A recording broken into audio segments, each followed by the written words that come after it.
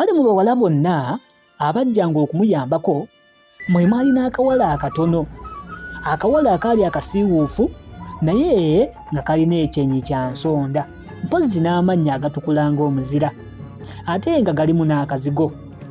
Akawala kano ng'okatunuulidde olukwakwayo ng'oyinza n'okukayita akabi mu maaso, kyokka gye wakomanga okukalaba, gye wakomanga okulaba obulungi bwako. Kalina amabeere biteeko, nga kalina akabina, mpozzi n'entumbwe ennungi. Kalina n'ebiseera mu bulago, ebisige byako byali bya nnanda, ate nga kalina eddoboozi ery'essimbo era nga lya ggono. Kali kawala kawulize era akangu.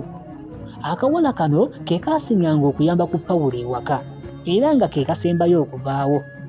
Ne Pawulo yennyini teyasooka kulaba bulungi bw'akawala kano kannambalirwa, wabula ate olunaku lumu yagenda n'akasangiriza nga keera oluggya nga katadde n'ekifuba kyako. Bwe yakuba eriiso lye ku kifuba kyako n'alyoka ategeera obulungi bw'akawala kano. Yatandika n'okulowooza mpozzi okukasaba kamuggyire ddala mu masiga. Kyokka munnange kamubbirako ti kitaawe waako yali tanywa buteeka, ate nga yali akyayagala kasome. Kale baba bakyali mu kukukuta, akawala ne kagenda kafuna omusujja nga n'okuwunyaguunya. Nnyina waako yasooka n'akanogera bimubiri n'omwetango awamu n'omulolooza, naye ate obulwadde bwagenda mu maaso nga bugolo. Kino kyawaliriza bakadde baako okuyita kkonolo. Yasiya tabyetisse, mpozzi okujja okujjanjaba ku nnambalirwa. Yosiya yali Museveni era nga mu kunyumya agamba nti mu bitta ye yatuuka ne ku ddaala lya kkonolo, anti omumanyi omulimba asanga mukkiriza ng'olugero olwo bwe luggwayo. Kyokka musajja w'abandi meddulo zo zaamwewuubiranga mu kifuba nga taziggyamu. Weewaawo tewaaliwo muntu ayinza kumatiza banne ku buli mmeddo gye yalina, wabula ki ekituufu kiri nti olw'obukalabakalaba bwa Yosiya yayigirira ddala n'okukuba empiso. Era abantu be bwe baalwalanga ku kyalo ng'akomyewo ng'agenda abawumuggula agayiso, ate ng'abalirwa n'emirambo nga 2 egy'abantu abaali baakafa ng'abakuba empiso ng'omukulu oyo Kkonolo Yosiya. Mpozzi olw'obutasobola kugumiira bukambwe bwa mpisa ezo, abantu abo bambi kyebaavanga bakotoka ne bafa. Kale bwe bamuyita okujja okujjanjaba akawala, nze situukiramu ngeri yatega ogw'ekyayi. Mu butuufu Yosiya yali tamanyi kwekunya, okutuuka ku nnambalirwa nga n'amaaso gatandise okutunula kyenvu, ng'emmunye zitunudde waggulu. Kkonolo Yosiya yasikayo mangu ekikoba kye mu ndyanga eyali mu mayembe g'eggaali, n'asiba essaabiro lya nnambalirwa, wabula tekwali na kusiba, kankuyite kumyumyula. Bwe yamala okulaba omusuwa n'alyoka amutunga ekkato omulwadde eryamuyisa n'ab'emagombe. Yamala eddakiika nnamba ng'akyalimu maliramu eddagala, era yagenda okumutungulamu empiso ng'omulwadde yazirise dda. Baamubika mangu nga Kkonolo bw'agamba nti Katonda bw'anaabakwatirako bwe yalajja kuba bulungi. Era bwe gwali munnange wayitawo ennaku ntono nnambalirwa ng'atandika kubuuka nga ttina. Kyokka ate yatandika okusesema buli lwe yasuulanga akantu mu lubuto, ate era n'atandika n'okwoyanga ebyenda n'ebbumba.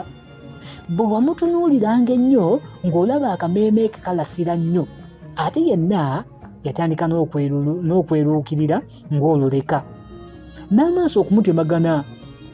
Nammondo mulirwana waabwe ye yasooka okuteebereza nti omuwala ono yandibanga yasoba.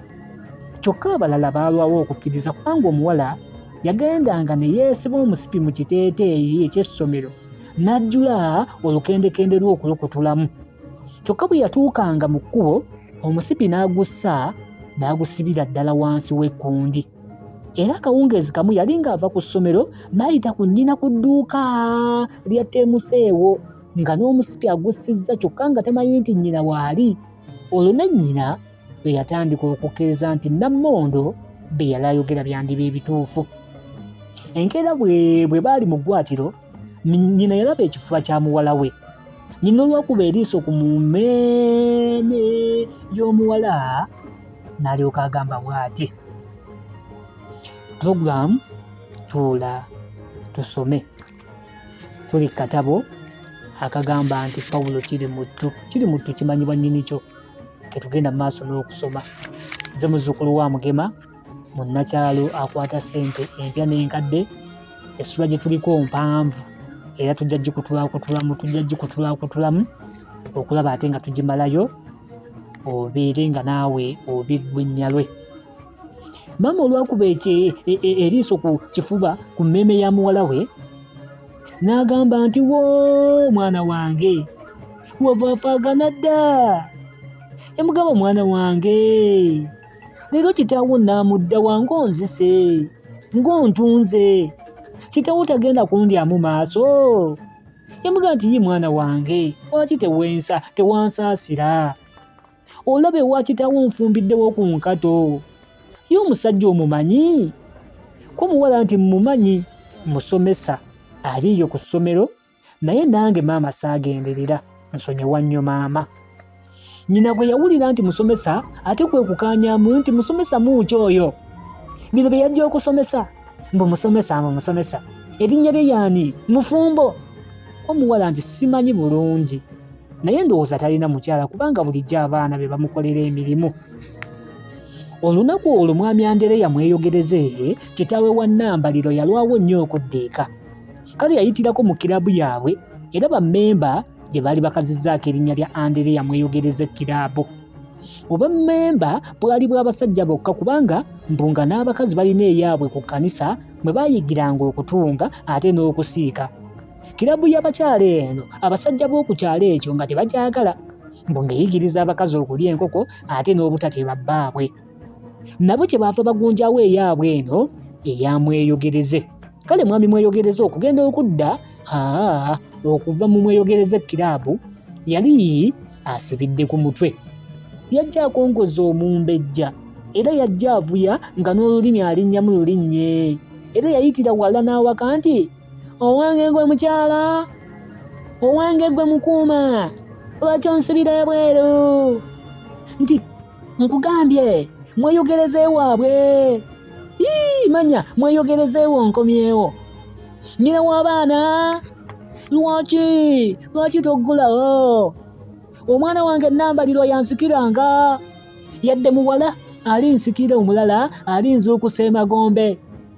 Munnange yagenda okumalayo ebyo ng'ali ku luggi.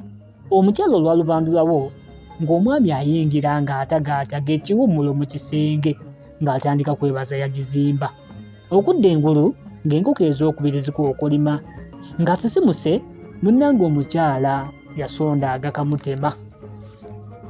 Yagamba nti leero mwami wazze oli ttoopu n'okutubuuzaako ne kukulima.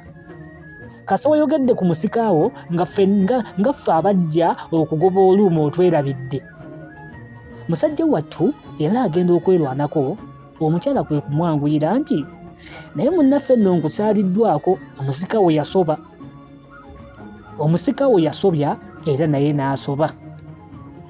Kwe kumuddamu nti yasoba, kusoba kutya? Kyogamba nti Nambalirwa omwana wange ddala Nambalirwa ali lubuto? Jjajjange kajongolo, oyo omusajja mufu, oba tannafa mufu, ngambye nti ku ssaawa eno mufu. Kyava alya anyooka nagamba nti owange gwe Nambalirwa, ngamba Nambalirwa ono nti yanguwa ku wano mu lukuubo. Munnange Nambalirwa yayambalira ku mugongo nga nswa okutemya n'okuzibula nga yafukamidde eddaawo mu lukuubo okumpi n'omulyango ogugenda ebuwe. Kitaawe yaviirayo mu kikooyi. Nambalirwa yali talabangako kitaawe nga yeesibye ekikooyi. Kale yeekanga nnyo n'atunula wansi. Kitaawe kwe kumuboggolera nti olw'otunula wansi tukole tutya? Nkutende buwombeefu. Olwaleero munnange ojja kundaba akanvaamu. Nambalirwa bwe yabbulula amaaso bw'ati n'alaba obwenkwawa bwa kitaawe obwali butandise n'okumira envi. Kino nno kyamusonyiwaza era yazza amaaso ge wansi. Omukulu kino teyakisiima bulungi era teyava muviira mu luyi. n'alumuwamatula mu mpulukutu bekkapa okumanya ng'oluyi lwali tonziriranga ne maama we lwamukankanya ebyenda era n'ayunguka n'amaziga. Mweyogereze yali agenda okwongera nate okukuba omuwala amumaliremu ddala obusobi obwo, mukyala we kyava ajja ng'azuuma ng'enjuki n'amugamba nti, musajja wattu vva ku mwana wange, tomanyi bulumi bwabisa. Nambalirwa si yasoose okusobya era si yasembyeyo, ate oteekwa okumanya nti omwana ono nga bw'atuuse wano tokyateekwa na kumukubako, ye okubawa maama wange ono nga bw'afaanana. Mweyogereze yalaba olutalo Ssematalo olubindabinda, ko ye wano wafiira muloge.